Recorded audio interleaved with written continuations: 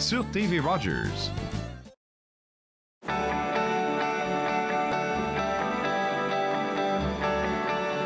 Vous regardez TV Rogers, Ottawa.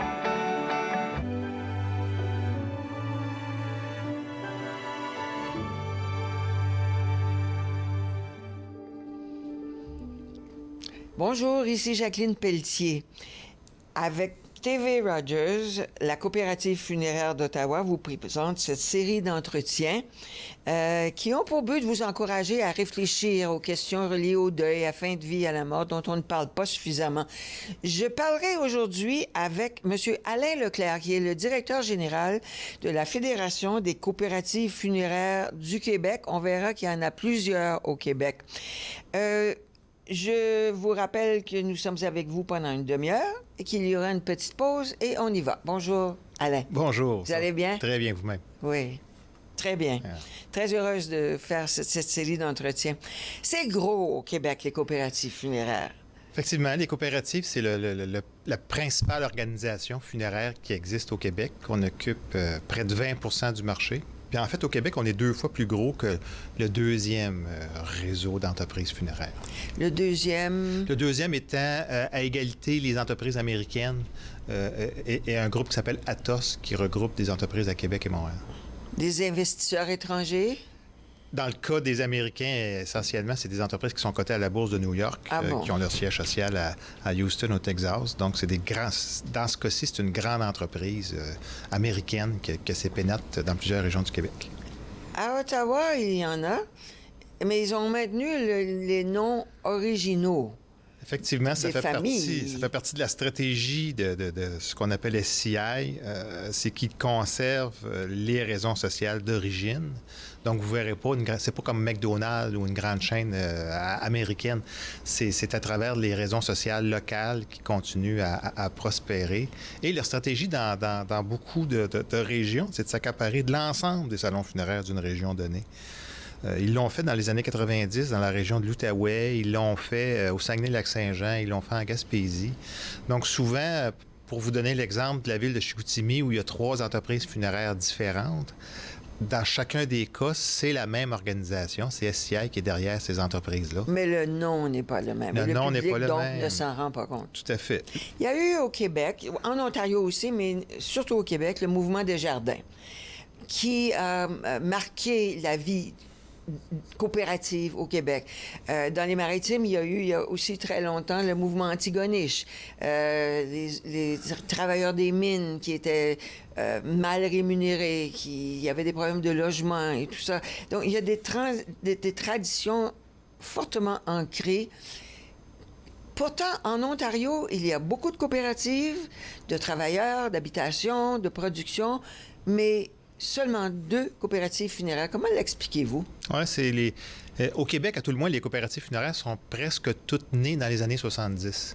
Il y en a eu, la première est en 1942 à Château-Richer, près de Québec. Mais l'éclosion des coopératives funéraires s'est faite entre 1970 et 1977-78. Et c'est beaucoup de clergé qui a mis sur pied ces coopératives-là au début. Les coopératives utilisaient les sous-sols d'église. C'est le cas de la coopérative funéraire à Gatineau, par exemple, où c'est le sous-sol d'église, c'est le presbytère qui a été utilisé, le clergé était derrière ces organisations-là. Donc, c'est des organisations francophones, catholiques, qui ont été mises sur pied dès le début. Par exemple, la coopérative funéraire de Sudbury, qui a été fondée en 1952, avait dans ses statuts au début qu'il fallait être catholique pour pouvoir être membre de cette coopérative. Vraiment, ça a changé sûrement depuis. Ça a changé beaucoup. Donc, c'est la même chose dans les provinces maritimes. Dans les provinces maritimes, c'est dans les communautés francophones que les coopératives funéraires ont vu le jour. Donc, c'est ce qui explique qu'il y en a moins dans les autres provinces canadiennes. Oui. Il y a un facteur culturel, là. Peut-être parce que les Canadiens français, dans les Maritimes et au Québec, étaient moins aisés, moins riches, cherchaient des solutions qui, à l'époque, on pouvait dire, coûtaient pas mal moins cher. Oui, au début, ça a été la réaction des gens pour former des coopératives, ça a été beaucoup une réaction face à l'offre de services qu'il y avait sur le marché. Oui. Les gens s'endettaient pour être capables de s'offrir des services funéraires. Donc, la réaction des gens, ça a été de s'organiser, de se donner des services. Le clergé a donné un support en fournissant des locaux. Et c'est comme ça que les premières coopératives ont vu le jour il y a une quarantaine d'années. On parle beaucoup des coopératives du Québec parce qu'il y en a tellement, mais je dois vous dire que la coopérative funéraire d'Ottawa est membre de la Fédération des coopératives funéraires du Québec, qui nous avait aidés aussi il y a une douzaine d'années à tenter de partir une coopérative funéraire française à Ottawa, puis pour plusieurs raisons, ça n'a pas abouti. Parlons argent un peu. C'est une force de frappe. Il y en a une quarantaine de coopératives au Québec? Au Québec, il y en a une trentaine. Une trentaine. En tout. Et il y a des études qui ont démontré que les coopératives avaient deux effets, dans le fond, dans l'industrie funéraire. Le premier effet, c'est qu'évidemment, les gens qui utilisent les services d'une coopérative funéraire vont payer moins cher pour leurs services funéraires. Pour vous donner une idée, la moyenne du prix d'une funéraille au Québec se situe autour de 6 000 $. Oui. Et la moyenne dans les coopératives était 4 000 $.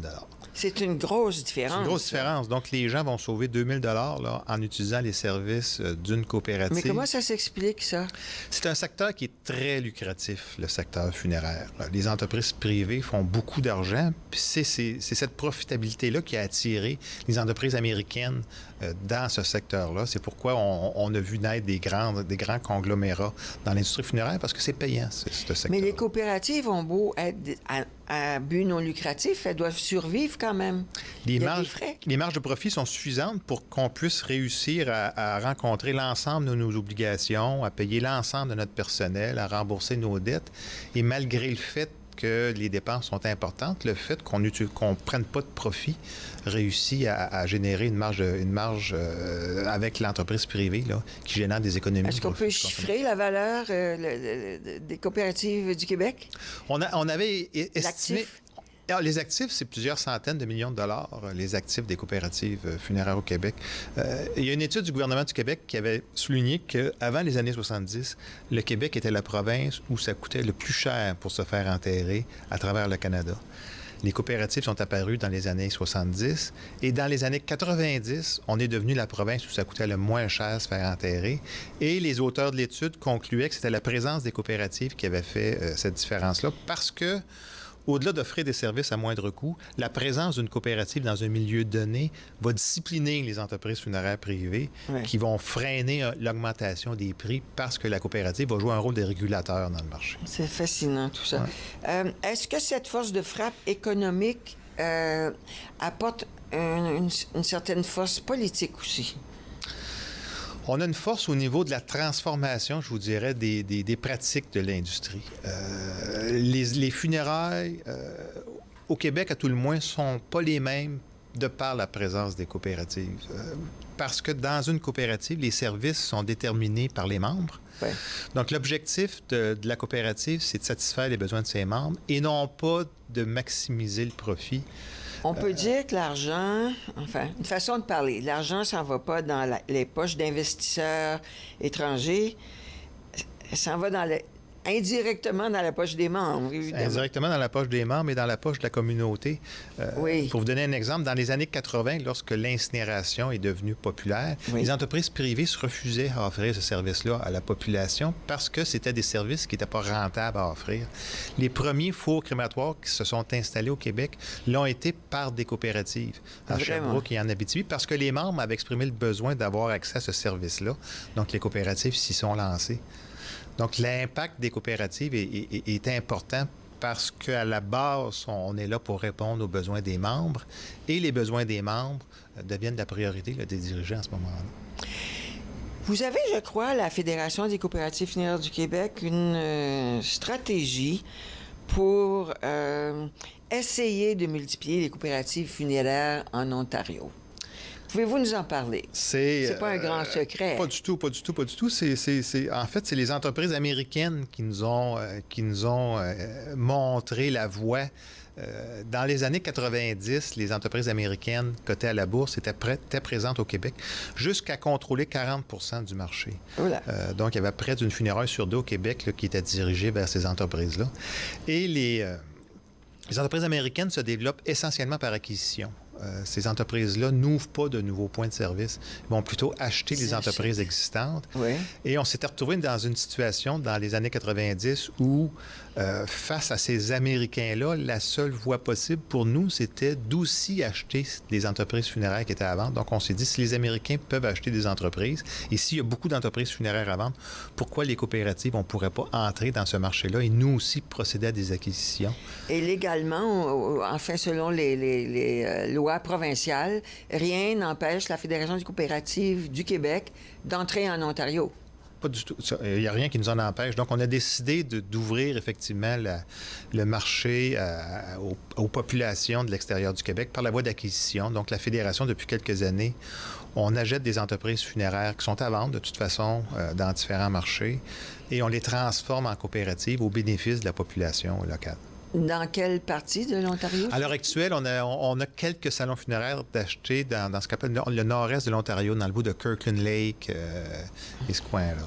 Et les communautés sont invitées à se regrouper pour en faire une coopérative? Oui. Donc, par la suite, une fois que la Fédération a procédé à l'acquisition, on invite la population à se réunir, à former une coopérative funéraire et on les accompagne à partir de ce moment-là dans la gestion de cette entreprise-là. Et lorsque les gens ont développé les habiletés nécessaires, on transfère l'entreprise à partir de ce moment-là aux gens de la communauté. Ils ont sans doute l'appui du Conseil de la coopération de l'Ontario qui soutient assez bien, je crois. Tout à fait. On s'associe à ces gens-là pour nous aider à former la coopérative, à identifier les leaders locaux, puis à donner l'appui nécessaire au niveau associatif. Est-ce que c'est compliqué?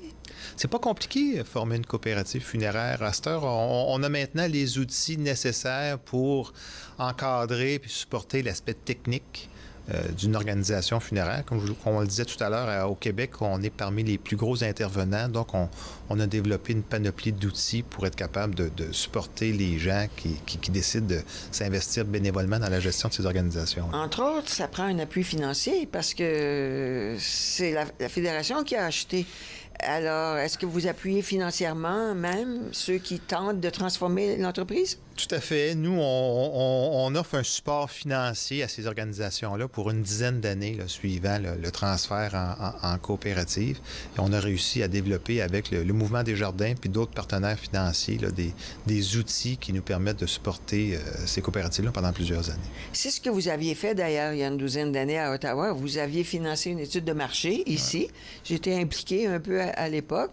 Il y a il y a une famille qui parlait de vendre, ce qu'ils n'ont pas fait à l'époque, mais nous avions eu votre appui. C'est pas par hasard que la Coopérative funéraire d'Ottawa est membre de votre fédération.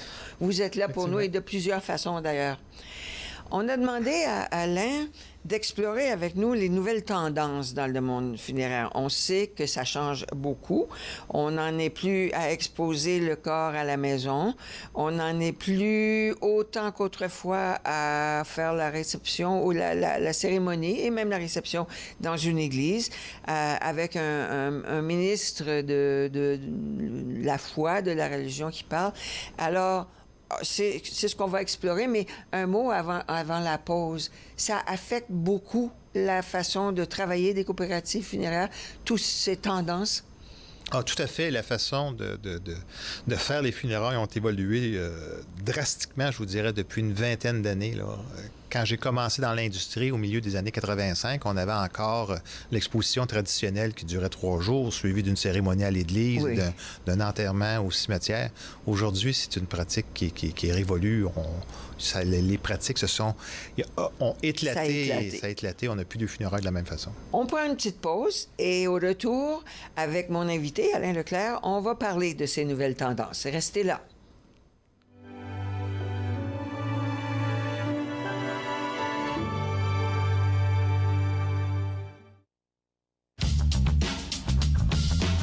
Cette émission est présentée par Télé-Élan. Vous êtes enfin aux commandes. Pour en savoir plus, visitez Rogers.com.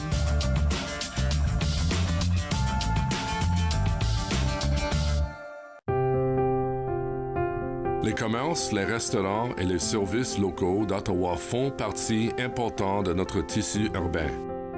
Nous pouvons les aider en ces temps difficiles. Commandez chez eux en ligne, acheter des chèques cadeaux à utiliser plus tard, commander des repas à emporter ou à livrer, démontrer votre soutien sur les réseaux sociaux. S'il vous plaît, faites-le aujourd'hui. En savoir plus, visitez ottawa.ca/acheter local. Lundi, Brigitte Duguay de l'organisme Point d'accueil fera un tour d'horizon de la Semaine nationale de l'immigration francophone. Par la suite, nous apprendrons comment parler à nos aînés avec Nicole Robert du Conseil sur le vieillissement d'Ottawa. Finalement, Marcel Chartrand nous parlera de son ouvrage intitulé « La transparence en communication » paru aux presses de l'Université d'Ottawa.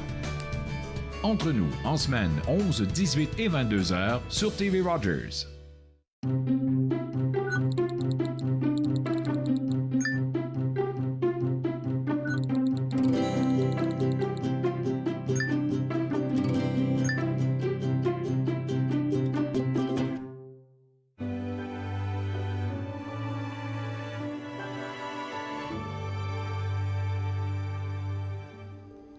Bon retour. Je vous rappelle que je suis Jacqueline Pelletier. Mon invité aujourd'hui est M. Alain Leclerc, le directeur général de la Fédération des coopératives funéraires du Québec, dont la coopérative d'Ottawa est membre, ainsi que d'autres coopératives ailleurs au Canada, j'imagine. Il n'y a pas seulement nous qui sommes de l'extérieur du Québec. Au fil des années, on a des membres présentement de 4 provinces canadiennes qui sont membres de la Fédération, mais on a aussi des membres à l'extérieur du Québec.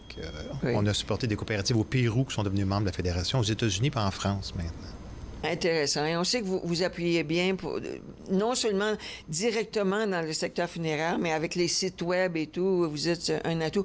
En passant, est-ce que, je n'ai jamais posé la question ici, est-ce qu'en général, les employés deviennent automatiquement membres de la coop? C'est pas une exigence? C'est pas une exigence, mais ce qu'on exige, ce qu'on demande en fait, c'est que les gens croient à la mission de la coopérative, oui, puis ils participent. Donc, forcément, les employés finissent par devenir membres sur une base volontaire. Et la plupart du temps, les employés sont salariés, n'est-ce pas? Ils ne travaillent pas à commission? Ils ne travaillent pas à commission, non. Puis ça a évolué au début à la fondation des coopératives. C'est beaucoup sur le bénévolat des membres qu'on se fie. Puis au fil des années, le professionnalisme entre en place. Puis ouais. Aujourd'hui, il y a des exigences gouvernementales qui font en sorte que c'est des professionnels qui travaillent dans nos organisations. On a le même type de personnel, on a les mêmes installations que n'importe quelle entreprise privée. Donc, oui, au niveau de la qualité de la prestation de service, les gens n'ont pas à s'inquiéter de ce qu'ils vont retrouver dans une coopérative. Non, et tous les services sont offerts. Alors, nous disions avant la pause qu'il y a plein de nouvelles tendances qui transforment la pratique. Entre autres, la personnalisation. C'est comme une manière de retour en arrière, parce qu'autrefois, le corps était à la maison, les voisins s'impliquaient, on apportait le jambon, le poulet et tout ça. Aujourd'hui, il y a une personnalisation. Comment ça se vit dans les coopératives que vous connaissez? Mais ce qui fait que jusqu'aux années 70-80, les rituels étaient encadrés par l'Église catholique. Oui.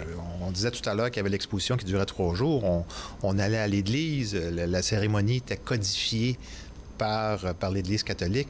La baisse de la pratique religieuse a fait en sorte que les jeunes ne se sont plus reconnus dans ces rituels-là. Et les gens ont voulu se réinventer des rituels parce que le besoin des rituels n'est pas disparu là, avec la baisse de la pratique religieuse. Donc, les rituels se sont tournés plus vers la personnalisation des funérailles. Ce qu'on essaie de mettre de l'avant aujourd'hui, c'est les valeurs qui ont été défendues par la personne décédée. On parle plutôt d'un hommage à ce que la personne a réalisé dans sa vie, plutôt qu'avoir des funérailles qui sont tournées vers l'au-delà. Donc, ce qui fait que, compte tenu que toute vie est particulière, les valeurs des gens sont uniques, ce qui fait en sorte que chaque funéraille, maintenant, est différente de celle qui a eu lieu la journée précédente. On est passé d'une époque où on ne parlait pas de la mort. On l'a tous vécu à nos âges. Les gens mouraient et voilà, on faisait une cérémonie. Alors qu'aujourd'hui, on célèbre la personne en chair à l'église ou ailleurs. On parle de ses sports, de ses activités. C'est une humanisation peut-être? En tout cas, c'est une réappropriation des rituels funéraires. Les gens se réapproprient les rituels. Puis on le voit la même chose avec les mariages ou avec les baptêmes. Les gens ont réinventé ces rituels-là parce que le cadre de la pratique religieuse s'est estompé. Donc, au niveau des funérailles, effectivement, ce qu'on essaie de faire, c'est d'une part rendre hommage à la personne qui est défunte en parlant de ses réalisations, Mais il ne faut pas oublier aussi qu'il y a un processus de deuil qui est en marche. Oui. Puis dans ce processus de deuil-là, il faut que les gens prennent conscience que la personne décédée est réellement disparue. Oui. Donc, il faut intégrer dans les rituels des éléments qui font en sorte qu'on va favoriser le processus du deuil. Et c'est là-dessus que les professionnels qui sont engagés dans les coopératives pour accompagner les familles sont formés pour être capables d'introduire des rituels qui sont supportants. Oui. Et ici, à la coopérative d'Ottawa aussi, on offre des rencontres, comme cette série d'ailleurs, pour aider les gens pour aller soutenir cette démarche de deuil qui est très lourde. Parlons incinération. Est-ce que, selon ce que vous observez dans les coopératives, lorsqu'il y a incinération, est-ce qu'on tient encore à cette célébration de vie, à cette cérémonie qui aide au passage dans la vie? C'est un peu le problème qu'on a eu avec l'incinération. Souvent, les gens ont associé l'incinération au début avec l'absence de cérémonie funéraire. Oui, et là, justement. c'est une erreur que les gens ont fait puis que l'industrie a fait. Il faut que l'incinération soit un mode de disposition finale. Donc, à la fin, la personne va être soit enterrée dans un cercueil ou soit incinérée puis mise dans une urne. Mais il ne faut pas escamoter la partie célébration des funérailles au préalable. Le fait que les gens puissent se rencontrer entre amis, entre membres de la famille, pour parler du défunt, pour célébrer sa vie, comme on vient de le souligner, il faut que ça soit fait indépendamment du fait que le mode de disposition final puisse changer. C'est une chose dont on entend souvent parler. Par exemple, certains vont aller répandre les cendres sur le lac où vivait la personne ou à divers endroits où cette personne a voyagé. Et ces gestes-là sont très symboliques, sont très importants et je ne m'y oppose pas. Mais souvent, j'entends dans les conversations, est-ce que ça aide à absorber le deuil, justement, comme vous dites? C'est ça, il y a un exercice de mémoire qu'il ne faut pas oublier. Il faut penser aux générations futures aussi. Lorsque les cendres sont dispersées aux quatre vents, mais il faut être conscient que la personne décédée n'est pas ancrée dans un lieu. Donc, lorsqu'il va venir le temps de se remémorer cette personne-là, on ne pourra pas se recueillir sur sa tombe. On ne pourra pas aller au cimetière pour présenter aux enfants, aux petits-enfants, l'endroit où la personne est décédée, parce que les cendres vont être dispersées aux quatre vents. Ce qu'on propose, nous, souvent, c'est de faire des gestes symboliques. Il y a une partie des cendres qui peut être dispersée aux quatre vents. Et on peut se réunir auprès du lac ou aller à la montagne qui était chérie par la personne décédée et poser un geste symbolique sans nécessairement répandre l'ensemble des cendres dans ces endroits-là. Et si on disait un petit mot sur l'aquamation? Ça existe, même en Ontario, on s'est retenu parce que la loi n'était pas très claire. Il y a eu des objections, mais elle est pratiquée. Et il y a des gens qui disent on va aller vers l'aquamation, c'est moins polluant que l'incinération. Avez-vous un commentaire là-dessus?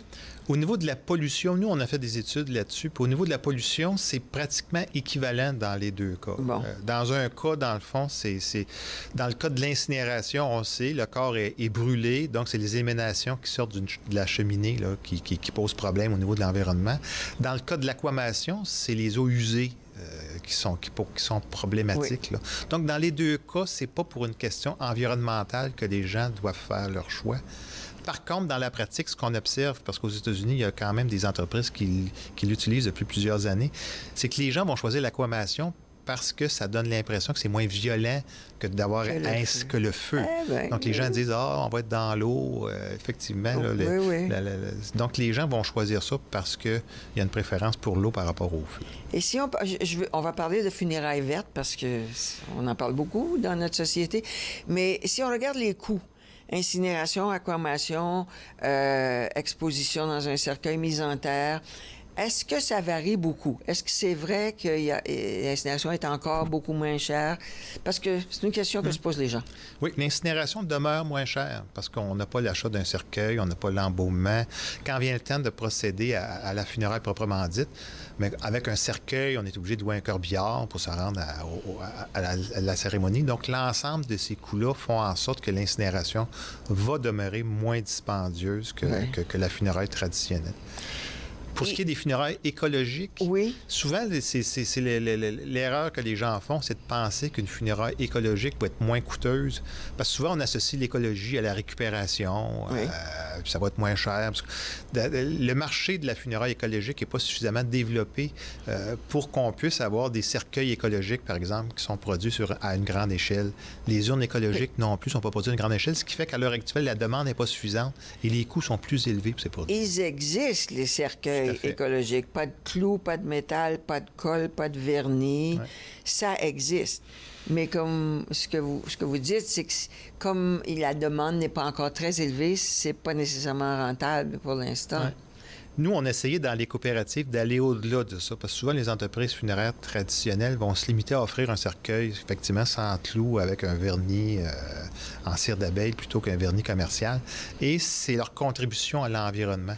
Nous, on s'est dit qu'il fallait aller plus loin que ça. Ce qui fait qu'entre autres, on a revisé l'ensemble. L'utilisation de l'eau, par exemple, dans nos différentes bâtisses a été diminuée. Ah, c'est intéressant. On a introduit des toilettes écologiques. On essaye de diminuer la consommation d'énergie des lampes. On essaie de diminuer la consommation de papier. Et à la fin, une fois par année, on plante des arbres pour compenser les gaz à effet de serre qui sont émis par les flottes de véhicules pour l'ensemble des coopératives du réseau, ce qui fait qu'on plante environ 20 000 arbres par année pour compenser notre empreinte écologique. C'est très intéressant. C'est à répondre comme pratique, ça. Oui, le cercueil sans clous, mais il y a d'autres façons de respecter l'environnement. Il y a des pratiques que vous trouvez peut-être farfelues, mais dont on entend parler aussi. Par exemple, intégrer des cendres dans la peinture d'un artiste qui va faire un tableau qui rend hommage. Ou dans un bijou, évidemment, ça, on en parle beaucoup. Est-ce que vous encouragez? Est-ce que vous en parlez? C'est encore secondaire, pas mal. C'est encore secondaire. C'est des choses qui peuvent être faites, mais il faut être conscient que dans le processus du deuil, il y a différentes étapes. Il faut prendre conscience que la personne est décédée. Il faut lui rendre hommage, comme on l'a fait tout à l'heure. Il faut rendre hommage à cette personne-là, de ses grandes réalisations. Mais par la suite, le processus du deuil fait en sorte qu'on ne doit pas oublier la personne décédée, mais on doit réussir à ce que son souvenir puisse s'estomper pour que les gens puissent résoudre leur deuil et continuer à travailler ou à vivre. Si on a trop de choses qui nous rappellent la personne décédée, par exemple, si on a un bijou sur soi qui nous rappelle à tous les jours la personne décédée, ou si on a une peinture avec les cendres de la personne décédée et que ce souvenir-là nous rappelle à elle tous les jours, ça risque d'être plus difficile de résoudre le deuil parce que 10 ans, 15 ans après, on va avoir encore le souvenir quotidien de la personne qui est défunte. Et ça, c'est pas pertinent dans la résolution du deuil. Il faut laisser le deuil trouver sa place dans nos vies et poursuivre avec la vie. Oui. Aujourd'hui, il y a par exemple, il y a des nouveaux produits qui sont offerts où on peut s'enregistrer, par exemple, de son vivant. Oui. Et d'une façon régulière, après notre mort, notre famille, à tous les 5 ans, à tous les 10 ans, vont recevoir une vidéo où on va s'exprimer encore auprès des membres de notre famille. Ça peut être une bonne idée. Pour certains. On doit conclure là-dessus, mais pour certains. Pour certains. Enfin, à chacun de trouver sa place. Merci énormément d'avoir éclairé notre lanterne. Merci d'être un proche collaborateur de notre coopérative à Ottawa. Et c'est tout pour aujourd'hui avec M. Alain Leclerc. Je vous rappelle que nous avons l'appui d'organismes qui financent notre projet et qu'il y a plusieurs entretiens dans la série, plutôt parlons-en, parce que le deuil, ça fait partie de la vie. Il faut en parler. Au revoir.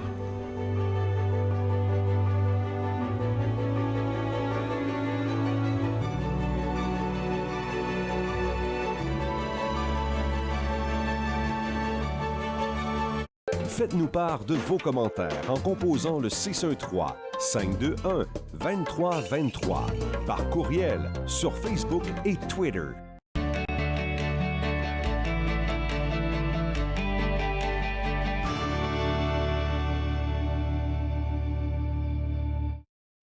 Cette semaine à Nathan Parle, Jackie Leduc, Sylvie Robert et Katia Semeus seront au rendez-vous. Donc, on parle de santé, de chamanisme et de l'événementiel. Nathan parle, mercredi 20h, sur TV Rogers. L'industrie canadienne du cinéma et de la télévision a besoin d'une main-d'œuvre plus diversifiée, qui offre plus de possibilités aux personnes noires, autochtones et de couleur. Embaucherdiversité.com est là pour ça. Que vous soyez débutant ou expérimenté dans le métier ou à la recherche de talent, Embaucherdiversité.com vous connecte avec les bonnes personnes, du scénario au développement et de la production à la commercialisation en passant par la distribution. Embaucherdiversité.com. Ensemble pour une industrie plus forte. Exposés, discours, conférences, c'est à Podium que vous les retrouverez. L'écriture est pour moi ma respiration. Apprendre à bien vivre avec une maladie chronique, c'est un processus. Podium, dimanche 16h sur TV Rogers.